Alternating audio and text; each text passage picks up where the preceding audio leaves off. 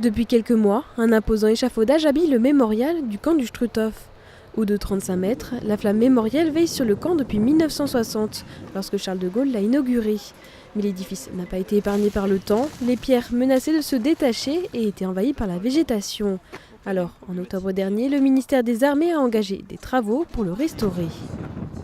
C'est un bâtiment qui est pérenne par nature, qui a une conception massive. Enfin, on a des épaisseurs de béton très conséquentes, des parements en pierre, une pierre qui est extrêmement résistante, c'est la pierre de Hauteville, c'est une pierre marbrière donc très solide. Donc on est sur un ouvrage qui est authentique depuis sa construction dans les années 50. En 70 ans, il s'est altéré, il avait pas mal de pathologies, notamment au niveau des parements en pierre.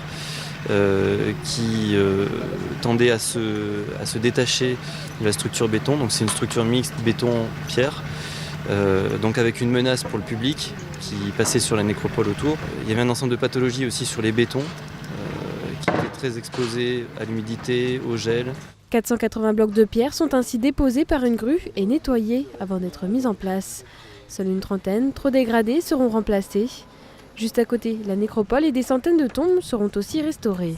Ce monument, il a été voulu par les anciens déportés, ceux qui avaient survécu au camp, qui avaient constitué une association qui s'appelait la Commission exécutive. Et ces anciens déportés français, ils voulaient rendre hommage à tous ceux qui étaient passés par là, qui étaient des Européens, des résistants pour la plupart.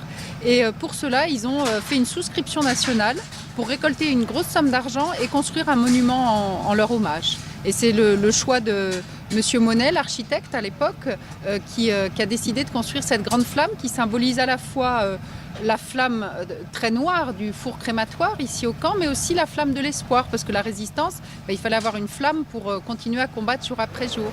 Le coût du chantier de la nécropole et du mémorial s'élève à près de 3 millions d'euros. Ces travaux s'inscrivent dans un vaste projet de rénovation du camp. Après le bunker et le crématoire, ce sont les miradors et les chambres à gaz qui suivront, avec un enjeu, celui de respecter l'authenticité des bâtiments qui datent de la Seconde Guerre mondiale et des années 50.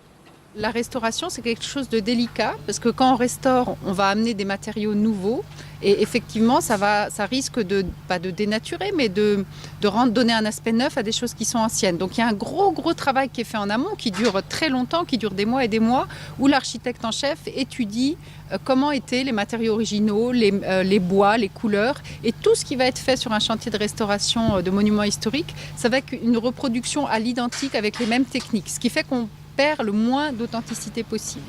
Les travaux du mémorial devraient se terminer en novembre 2019. Classé monument historique depuis 2011, ce lieu de mémoire ainsi restauré pourra continuer à témoigner de l'époque nazie encore longtemps.